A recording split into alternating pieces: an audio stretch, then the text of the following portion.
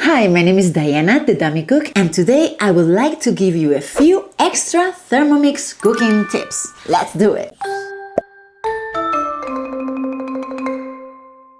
Okay, so you have been using your Thermomix for a few weeks, you have made a few easy recipes, and now you're ready for more information. Yes. Or maybe you have had your Thermomix for a few years and you finally found this video. Whichever the case, I hope that you learn at least 3 new things with this video. Hopefully, even more. I'm going to skip the obvious startup class on how to use Cook-I-Do or the Thermomix functions or even the accessories. For that, I have other videos. Videos galore. So I'm going to talk about features and tips while you're cooking that are past the initial class. Let's start with the recipe page. Okay, so when you get to a recipe in the Thermomix screen, you do know that you can scroll down right here and see it the same way you see it in your phone, computer, or iPad, right? Here you have the time that is going to take to make this recipe, here's the time you will be involved with the recipe, and here is the total time until you're eating it. Here you have the portions, and in many recipes you can click here and scale it up or down.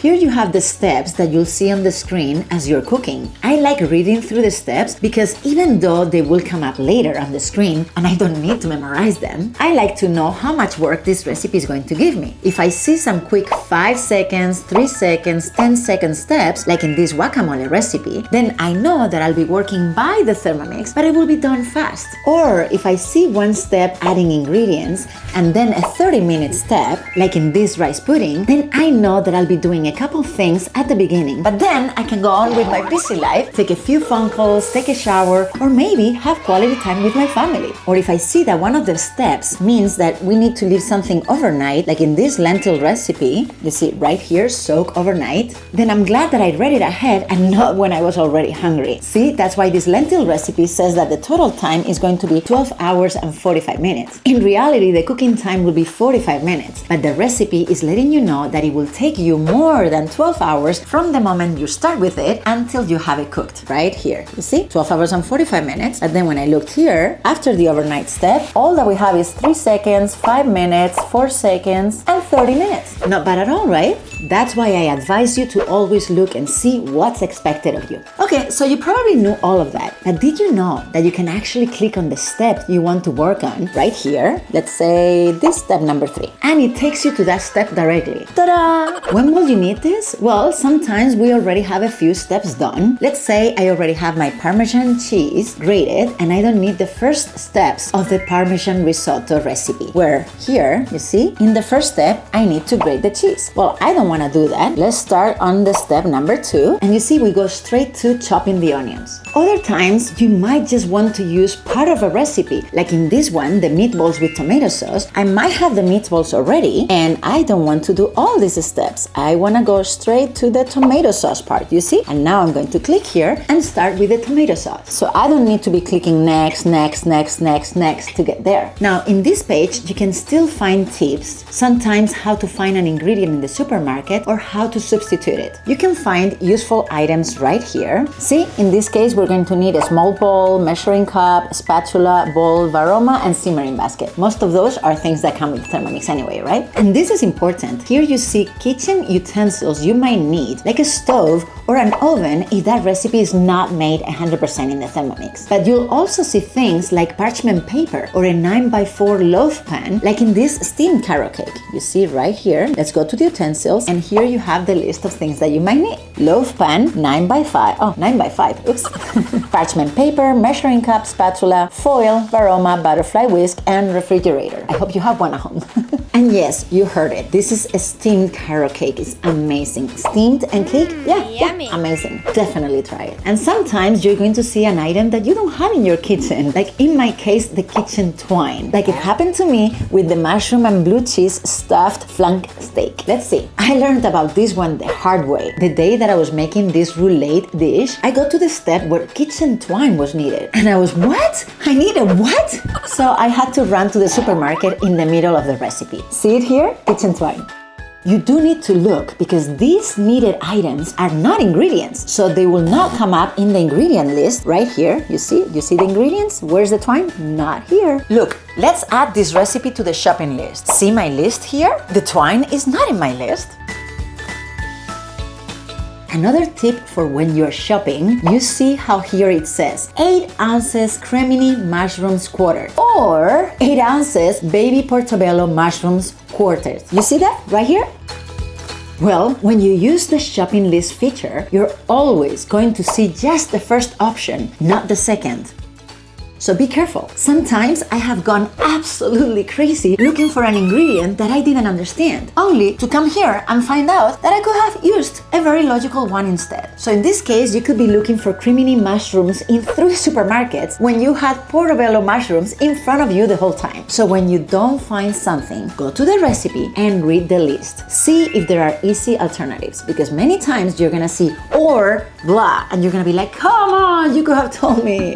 Okay, well, the last part in the recipe detail, here you can also find the nutrition information, and if you're in your phone or computer, you can also see related recipes and collections. Okay, so we're going to start the recipe. We click Start Cooking and we go to the first step. Have you noticed that here you have the name of the recipe and the step number? This Irish potato soup recipe has 21 steps, but most of them are really fast, like add the lid, take off the lid, and all of those commands are counted as one whole step. So even if you see more than 20 steps, don't worry, it might not be such a long recipe, or it might. Please read the instructions, see what is going to be needed of you. Like we said before, every time you're in a cooking step and you're just waiting, let's start cooking.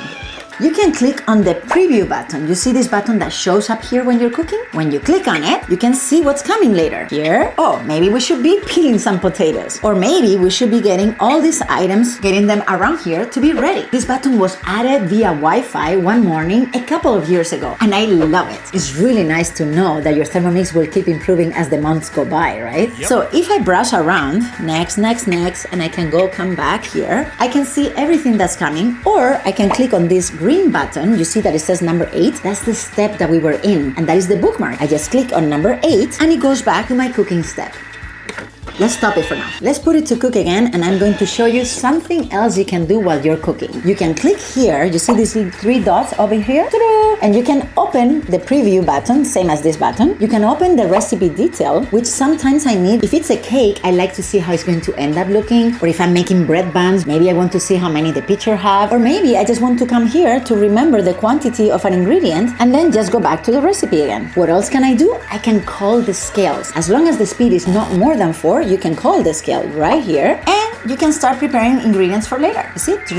While it's cooking. Crazy, huh? And the last thing I can do with these buttons is to cancel the recipe. Say, I don't want to do it anymore. All right, I'm done. Did you know that you also have a timer here? See this little arrow right here? Pull it down and there's a timer. That's something you can use, for example, between steps. Let's say that you need to let the dough proof for 40 minutes. You can choose 40 minutes here, and the Thermomix will not turn itself off as it usually does after 15 minutes of inaction. So it will be on and it will make its calling sound in 40 minutes. And we also have here a recipe tracker. Let's call it that way. So if you have a recipe cooking and you go to other pages to do something else, this is the bookmark to go back to that recipe. It tracks how much longer it needs to keep cooking. Let me see. I'm going to cook here 3 minutes. You see there? I have 3 minutes left, and then the tracker is doing the same thing. So if I went to the home page, let's say that I want to come here and I want to look at my recipes, I want to browse around. My bookmark is always there. You see the green button? The time is always here tracking it, and the bookmark is right there for me to go back. The last thing added to this pop-up screen is the sensor. Here it is, you see? The sensor. If you do have the extra accessory, the sensor, then here you have your time tracker. Also, while you're cooking, let's do it again. Did you know that you can change the time and the temperature? Let's add more time, make the circle big and add more time. Or let's add more temperature, or maybe less temperature, maybe less time. And always go back to your speed, because that is the default. When will you use this? Well, maybe you're cooking pasta and you know that the Thermomix defaults to an al dente finish. So while it's cooking, you might realize that you wanted to leave it 2 extra minutes, and you can make that change. Since I'm not going to go through the usual steps of cooking, I'm going to skip the next, but let me say 3 things I didn't say in my basic setup video. First tip, when a mode is called in the middle of a recipe, like here, where we are calling the kneading mode, in this case, you don't have to select a speed as you usually would. All you need to do when you see a mode is to turn the knob just once, unless otherwise specified. You see here? Turn once, and it's kneading. For example, in this lemonade recipe, you see how the turbo mode is asking you to twist just once. Make sure you read this and you only do it once in this case. Twice will be too much and your lemonade will be bitter with too much skin and pith in it. I have seen that happen because someone was not reading the prompts. If you are following guided recipes, always read the instructions, otherwise it defeats the purpose, right? You can substitute ingredients or steps, but only as long as you know what was required and you know that the substitution makes sense. Tip number 2. Sometimes you'll see that the scale is going a little loco. You see it right there? And that might be because someone is touching the cord. Try to set up your Thermomix in a way that you don't have people or items touching the cord as you use it. And there!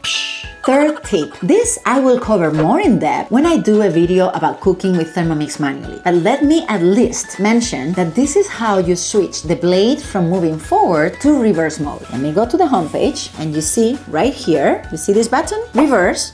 Forward. The default is always forward, and when you click there, you're setting it to reverse. And in that case, it's going to use the dull side of the blade. You will see many guided recipes where for stirring food, without chopping it, the setting will be on reverse mode and a low speed. Okay, so that's it for today. I hope you learned something new. If your consultant sent you this video, please give them a call. They are there to guide you and answer any questions you may have. If I am your consultant, well, that's awesome. You know where to find me. You can email me right here. And regardless, if you have feedback, questions, or comments, please enter them right there. I would love to hear from you. Maybe you have a video suggestion or questions. Let's all talk. Please like this video, subscribe to my channel, and thank you so much.